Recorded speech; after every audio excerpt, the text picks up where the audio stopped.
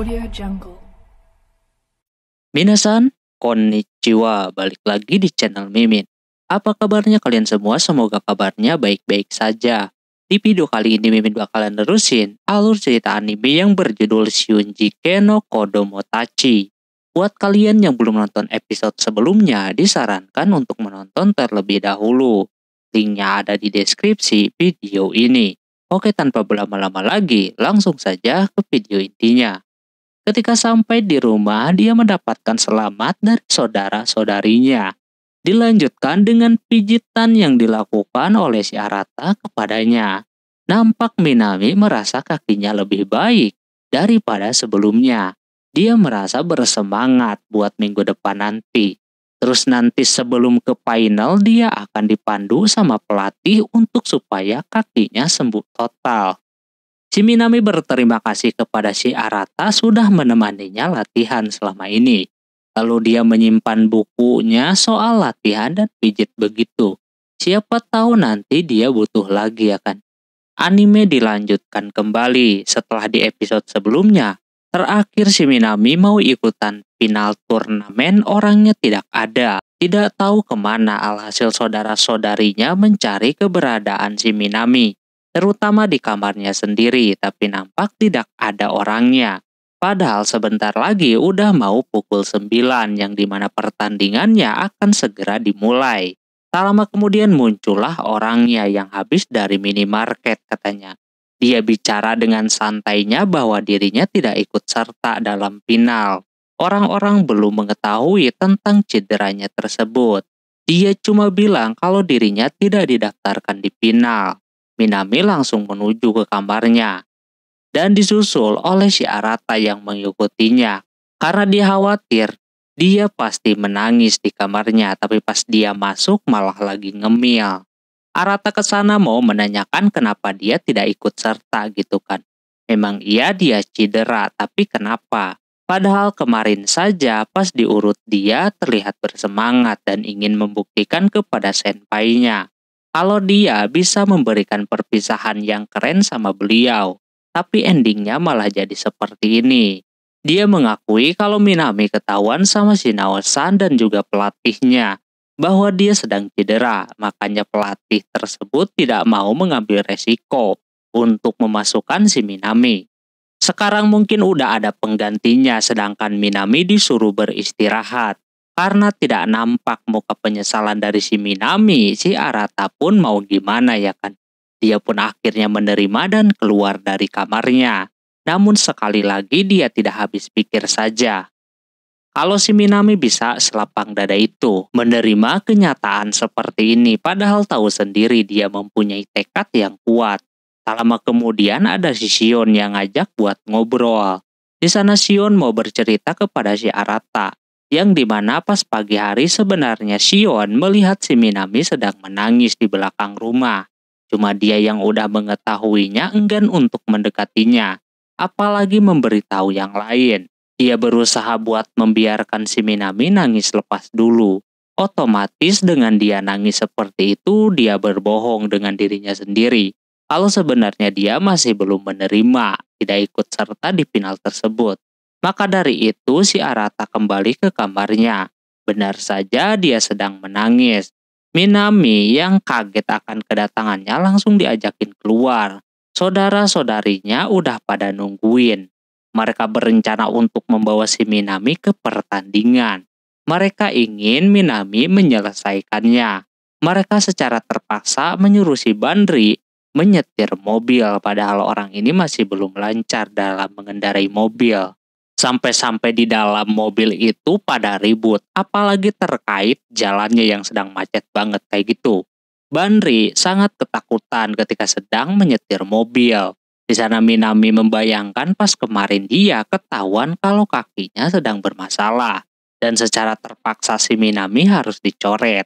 Minami tentu tidak terima, apalagi dia akan membuktikan untuk yang terakhir kalinya kepada Shinao-san sebelum dia lulus. Sekaligus dia pengen berterima kasih karena berkat Shinao dia jadi senang bermain tenis. Di sana Nao berterima kasih kepadanya, lalu keputusan tidak berubah. Sekarang sudah pukul 12, pertandingannya sudah dimulai. Sementara jalanan masih macet kayak gini. Di sisi yang lain, pertandingan sudah dilaksanakan. Yang main masih yang beregu, berdua-berdua gitu. Di sana sekolahannya si Minami kalah sama musuh. Cuma mereka masih mempunyai kesempatan di perebutan yang solo. Yang akan main pertama adalah si Nao sendiri. Yang satunya pengganti si Minami. Ketika jalanan macet, mereka kagak tahu mesti kayak gimana. Soalnya udah kagak ada cara lain lagi. Si Arata juga bingung dia mesti gimana. Sampai pada akhirnya ada sewa sepeda di dekat mereka. Mereka mempunyai ide buat pakai sepeda aja. Karena butuh sebuah akun, kebetulan Seiha mempunyai akunnya jadi langsung digas aja. Arata sama si Minami pergi duluan, tidak lupa sama raketnya. Di sisi lain Nao sudah bertanding dan dia berhasil mengalahkan musuhnya di set yang pertama. Selanjutnya giliran penggantinya si Minami. Tapi Nao merasa ada keraguan gitu melihat rekannya tersebut bisa menang. Arata terus berusaha mengayuh sepeda tanpa berhenti, sampai napasnya terengah-engah. Si Minami menanyakan alasan si Arata melakukan sampai segininya. Sebenarnya dia tidak ada alasan. Waktu dulu dia melihat si Minami waktu kecil, sudah menjadi orang kuat melihat saudaranya pada sedih karena udah kagak ada emak. Tapi si Minami ini beda. Dia tidak sedih karena masih ada saudarinya atau saudara-saudaranya. Ditambah juga si Minami udah berusaha keras berlatih untuk turnamen ini. Walaupun dia cedera, tapi semangatnya tidak pernah luntur. Itulah yang membuat si Arata kagum kepadanya. Makanya dia tidak ingin usahanya terbuang sia-sia begitu saja. Sampai tak lama kemudian pada akhirnya mereka berdua sampai. Dan langsung menemui yang lain. Di sana si Arata memohon kepada pelatihnya untuk memainkan si Minami. Walaupun memang Minami yang cedera harusnya tidak boleh ikutan. Tapi dia ingin egois sedikit. Karena pertandingan ini bisa menjadi batu loncatan si Minami ke depannya. Melihat kakaknya begitu, Minami juga berusaha membujuknya. Karena Nao melihat Minami sungguh-sungguh, akhirnya Nao meminta izin juga kepada pelatihnya dan si Minami akhirnya bisa main juga. Yang lainnya pun udah pada nyampe di tempat. Sebelum dimulai, si Minami percaya bahwa dirinya pasti bisa mengalahkan musuhnya tersebut.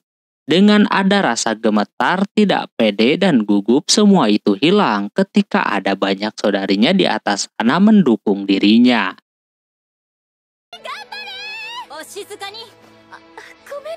Dimulai dari situlah dia bersemangat kembali untuk melawannya. Si Minami berjanji dia akan memenangkan pertandingan ini untuk menebus kebaikan yang dilakukan saudarinya kepadanya sampai dia bisa bertanding seperti ini. Namun walaupun dia menang, tapi ujungnya dia kalah juga. Nampak terlihat yang lainnya sangat sedih dengan kekalahan ini. Minami meminta maaf karena dia udah nekat gitu memaksakan dirinya. Padahal posisinya dia sedang cedera. Dia siap untuk dihukum, begitu pula dia meminta maaf kepada si Nao bahwa dia telah gagal dan tidak memenuhi ekspektasinya. Nao malah berterima kasih karena si Minami sudah berusaha untuknya. Dia berpesan kepada Minami selanjutnya semoga si Minami tidak tertekan olehnya dan dia bisa lebih berkembang lagi.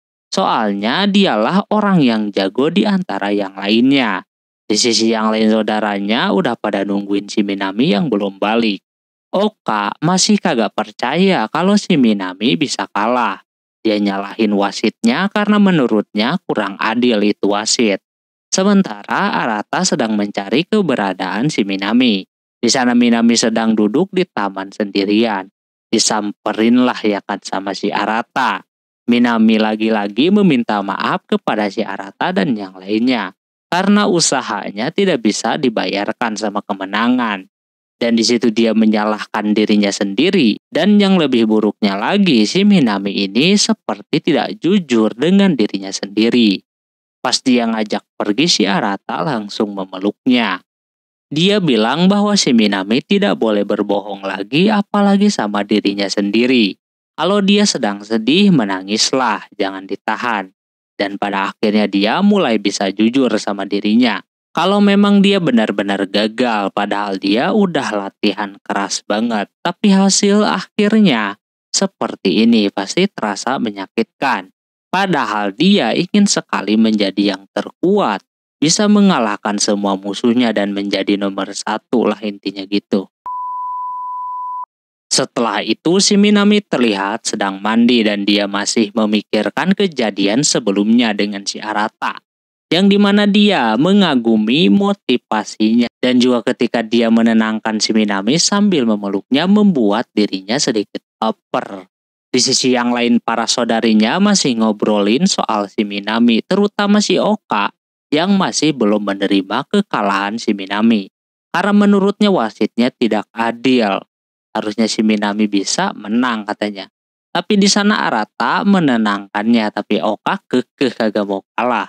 Tak lama pas si Minami datang pun dia menanyakan soal keputusan wasit. Yang main aja menerima kekalahannya karena memang wasitnya udah profesional. Tapi dia udah semaksimal mungkin untuk bisa menang. Cuma orang-orang yang lemah yang banyak mengeluh. Oka kagak mau kalah. Dia memperlihatkan gimana bola itu masuk. Pokoknya yang kalah selalu menjelaskan sampai kagak didengar oleh orang lain. Arata menanyakan si Minami apakah udah mandi air hangat. Biar penyembuhannya bisa cepat. Kelihatan Minami seperti jadi canggung gitu sama si Arata. Tak lama, Oka yang sedang kesal tiba-tiba saja bolanya terlempar ke arah si Minami. Tapi untung saja ada si Arata yang menolongnya. Habis itu si Oka dimarah-marahin di sana. Terus dia berpikir sama kejadian yang udah dia lalui. Terus dia keinget sama kejadian saudarinya yang lain. Seperti Oka dan Kotono yang dimana mereka udah mulai menyukai si Arata. Dia bertanya-tanya apakah dia akan begitu juga seperti kedua orang itu. Habis itu mereka kembali ke kegiatan masing-masing. Si Minami yang lagi main sama si Pel, ketika kedatangan si Arata dia langsung kabur. Sementara itu Kotono juga sedang mikirin soal pernyataan dia yang langsung belak-belakan. Ngomong di depan yang lain. Kalau dia ingin menikah sama si Arata. Tak lama kemudian ada si Oka datang. Katanya dia ingin mengobrol dengan si Kotono. Ketika dia melihat kamarnya si Kotono, seketika dia lupa yang tadinya mau mengobrol. Malah melihat-lihat kamarnya si Kotono seperti itu. Lalu Kotono bilang saja apa yang mau si Oka omongin kepadanya. Oka langsung saja bilang terkait si Kotono yang sudah mengatakan cinta kepada si Arata beberapa kali. Contohnya di bawah, terus di kamar mandi, dan yang terakhir pas abis nonton itu. Oka merasa kalau Kotono tidak serius sama omongannya tersebut. Kalaupun dia serius, dia akan mengambil langkah selanjutnya. Tapi di sana Oka malah dibalikin sama si Kotono. Bahwa dia tahu semua rahasianya, terutama di taman bermain itu. Dia mengatakan kalau dia suka sama si Arata. Terus kemarin pas main game berdua pun, dia melihatnya. Apalagi sambil pegangan tangan juga ya kan. Oka mencoba buat keluar dari tekanan dan bilang kalau semua itu cuma bohongan. Pas main game itu, karena memang pas kecil mereka sering berantem, terus di taman bermain, dia sukanya itu bukan suka sebagai lelaki, tetapi saudara. Si Kotono udah seneng kalau itu cuma salah paham. Oka dengan berat hati bilang seperti itu. Lalu dia pun keluar kamarnya si Kotono. Habis itu hari selanjutnya, ada si Bandri yang pengen minta bantuan kepada yang lain untuk mengantarnya ke kampus malam-malam begini. Tapi si Oka dan Seiha kagak mau minta bantuan yang lain pun lagi pada kagak ada. Kebetulan banget si Arata baru pulang sekolah, si Bandri langsung meminta bantuan saja kepada si Arata untuk mengantarnya ke kampus. Mau nggak mau dia antar kakaknya ini. Mereka berdua masuk dengan cara diam-diam karena katanya kagak boleh ada pengunjung malam-malam kayak begini. Si Arata menanyakan kenapa tidak mengajak temannya saja ke sini. Katanya sedang pada sibuk. Si Arata juga baru pertama kali masuk ke kampusnya si Bandri. Katanya dia masuk ke jurusan perawatan. Yang bikin si Bandri takut sebenarnya cerita dari orang-orang yang pernah lihat inilah, terus itulah, pokoknya macem-macem. Emang sih katanya keperawatan itu identiknya sama begituan, layaknya rumah sakit gitulah. Bandri terpaksa ke sana karena ada yang ketinggalan. Arata ingin tahu kenapa dia memilih keperawatan. Tak lama kemudian ada angin kencang yang bikin si Bandri menempel dan bikin si Arata keenakan. Disuruh jauh malah makin empuk ya kan.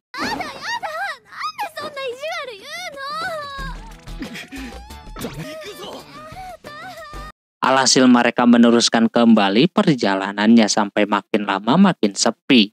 Yang tentu bikin si Bandri makin ketakutan sampai menyuruh si Arata buat nyanyi. Tak lama kemudian si Bandri diberhentikan dan diajak ngumpet. Katanya ada pengawas yang mau lewat. Terpaksa ya kan mereka berdua bersembunyi kayak begitu. Untung saja mereka kagak ketahuan, tapi posisinya mereka berdua jadi begitu.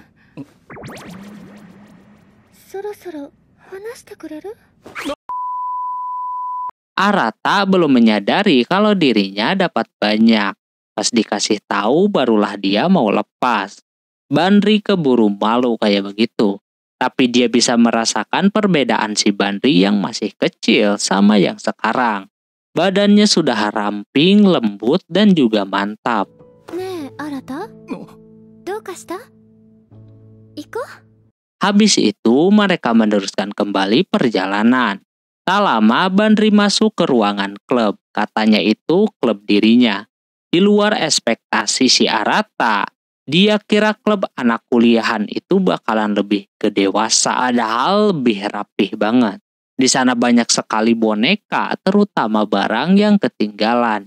Itu ternyata boneka yang belum jadi, yang mau dia selesaikan sekarang tapi kagak kebawa pulang.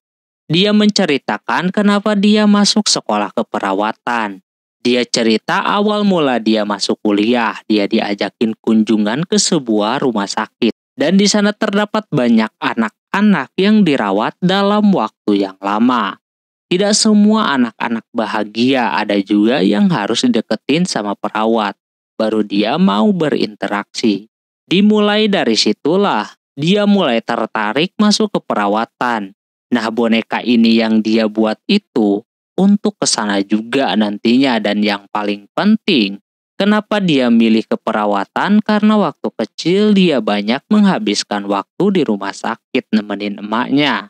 Walaupun enggak lama dia ngebesuk sampai-sampai dia nangis di depan pintu sana. Untung saja ada perawat yang menenangkannya. Alhasil, dimulai dari situlah dia tertarik. Habis itu mereka pun pulang. Bandri baru bilang sekarang karena dia menunggu waktu yang tepat lah gitu. Terus dia menanyakan kepada si Arata apakah dia sudah merasakan kelembutan dan kehangatan sebelumnya. Arata langsung kabur dari sana. Di sisi lain si Oka yang lagi belajar tidak fokus sama sekali. Terus dia memilih buat beristirahat. Pas buka HP, dia melihat gunung yang ada di Yamanashi. Setelah itu, hari itu ujian tes dibagikan. Di sana si Oka nampak tidak senang sama hasilnya. Dia tidak memberitahu hasilnya kepada temannya. Mereka mengira si Oka ini mendapatkan nilai yang bagus terus ya kan. Bahkan mereka menganggap kalau Oka cocok jadi pengurus OSIS. Namun nyatanya di sana Oka mendapatkan nilai D. Pada hari Sabtu tiba-tiba aja Oka mau pergi membawa tas gede macam itu. Ditanya sama si Arata mau kemana, katanya mau ke Yamanashi.